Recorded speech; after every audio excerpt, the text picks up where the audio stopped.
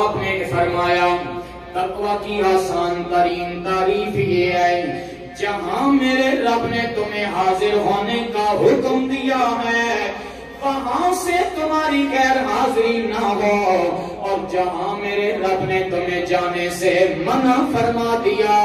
اے انسان وہاں تیرا قدم بھی نہ لگے، اسے تقوی کہا جاتا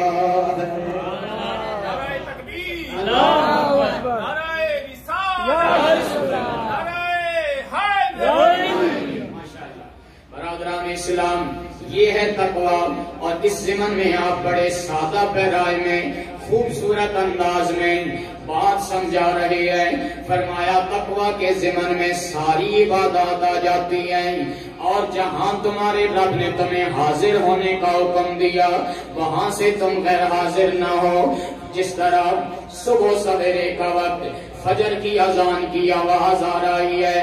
تم اپنے بستر پر آرام کی چادر تان کر محو استراحت ہو، محو آرام ہو۔ سردیوں کی ٹھنڈی رات ہے، گرم گرم بستر ہے، حیا علی الصلاۃ کی صدائے دل نواز تمہارے کانوں میں گونج رہی ہو۔ اے انسان صاحب ایمان، میرے نبی کے غلام، تیرا کام ہے تو اپنے بستر کو چھوڑ کر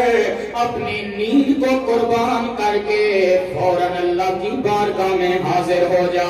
اور یاد رکھ کے حاضری صرف فوج میں نہیں لگتی ہے، حاضری صرف سکول یا دفتر میں نہیں لگتی ہے، بلکہ حاضری اللہ کی بارگاہ میں بھی لگتی ہے۔ جب نمازیوں کی صفیں بن جائیں، امام مصلی امامت پہ کھڑا ہو جائے، میرا رب فرشتوں سے فرماتا ہے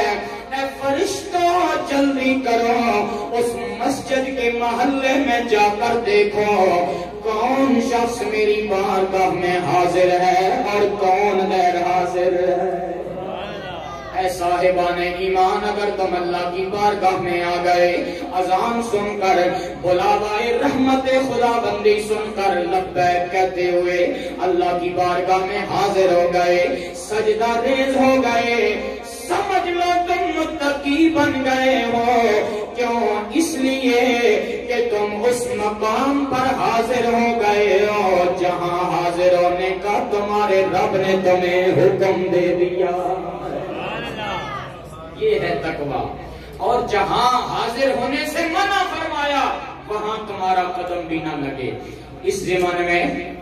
جتنی بری محافل ہے، بری مجالس ہیں اور دیگر اخلاق بگاڑنے والے جتنے پروگرامز ہیں ان سے کنارہ کشی اختیار کرنا ہوگی، انہیں اگنور کرنا ہوگا، ان سے دور رہنا ہوگا،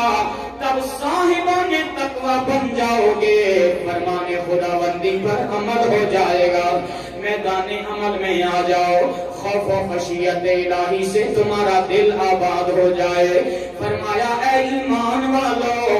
اللہ تعالیٰ سے ڈرتے رہا کرو، ہر حال میں ڈرا کرو، خلوت میں ہو تب بھی ڈرو، جلوت میں ہو تب بھی ڈرو، بیوی بچوں میں بیٹھے ہو تب بھی اللہ سے ڈرا کرو، دوستوں میں بیٹھے ہو تب بھی اللہ سے ڈرا کرو،